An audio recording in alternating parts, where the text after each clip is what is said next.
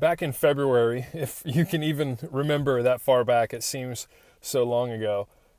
Just as the pandemic and quarantine situation began here in the US, someone sent me an article using this image of a blizzard, a winter, or a mini ice age to describe the situation that we were headed into. A blizzard requires all kinds of scurrying, rampant action to kind of board up the windows and protect everything that needs protected, get things put away, and prepare. Winter requires something just a little bit different. It lasts longer, isn't quite as abrupt and violent, but you got to be prepared for a little bit longer season. Whereas a mini ice age requires some major reorienting of life and priorities and schedules and expectations. And the longer this situation lasts, the more it feels like that mini ice age. I remember when the blizzard first hit, our staff was scurrying around at home. We were trying to figure out how to school at home and manage all of those things. And as the spring went on and we went through Easter separate, it was like, okay, this is kind of a winter that we're going to live in for a while. And then even school wrapped up and summer began, and it hasn't been exactly what we thought it would be. What began as a hustle at work turned into, okay, long hours, but not on a quick emergency call, always on call. And now trying to ask this question, and maybe it's a question that's helpful for all of us. How do we thrive in a season that has lasted much longer than we thought? Not just survive. Survival is what you do in a blizzard and maybe even in a winter, but in a mini ice age, we've got to find a different way to live and live really well. And I think we all believe that God has that in mind for us, that there is a way to thrive. As I was thinking about this, I was reminded of this scripture in Philippians chapter 4. Paul says that he has found a way to be content in all circumstances, whether well-fed or hungry. Right? He goes through this whole thing, and then he finishes with the key to all of it, this verse that many of us know and often take out of context. He says, because I can do all things through Christ who strengthens me. There's a way in which we can lean on Jesus' strength in this season, and I think we need to shift our expectations from survival to thriving.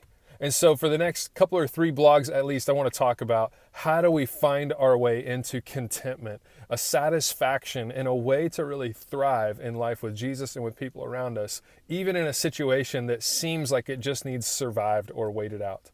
I think we can do better than that. I think God has something in mind. And there's a psalm that I absolutely love, one of my favorites that I want to share with you to help. There's this really cool image in Psalm 131. It says this, Lord, my heart is not proud and my eyes are not haughty. I don't concern myself with matters too great or too awesome for me to grasp. But instead, I have calmed and quieted myself. Like a weaned child who no longer cries for its mother's milk. Like a weaned child is my soul within me. O Israel, put your hope in the Lord now and always. Such a cool picture. A child well-fed and content in mom's arms. This quiet restfulness. That's been hard for me to find lately. I don't know what it's been like for you, but in the midst of all of the blizzard and winter and challenge and change, it's difficult to find that. But here's what I know is that when we do that, God can speak into things and places in us that can't be done on the go, can't be done in a hurry. And I'm not sure that until we address some of those things, get farther into ourselves than a survival mode, will we ever find our way in the direction of contentment. And so at least as a first step, I want to challenge you to do something that I've found really, really helpful.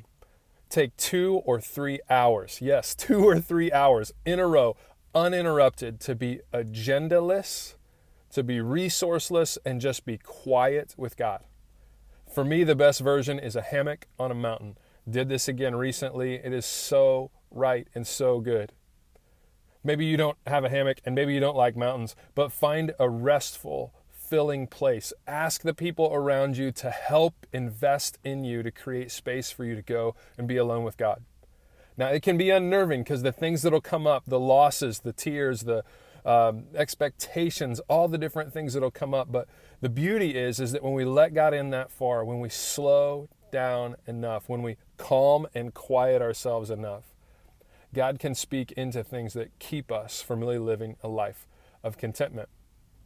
And so I bet you have some other ways that you find your way toward contentment. And I'd love to hear those. Let's get each other started a little bit in the comments here on the vlog. Let's challenge one another. Let's have some great conversations with one another. But first and foremost, let's create some space for God. Ask him where we're not already thriving. Ask him his way forward to calm and quiet ourselves. And next week and for the next couple of weeks, we'll dig on a few other steps that help us in the direction of contentment. So I hope you'll tune in. We'll see you then.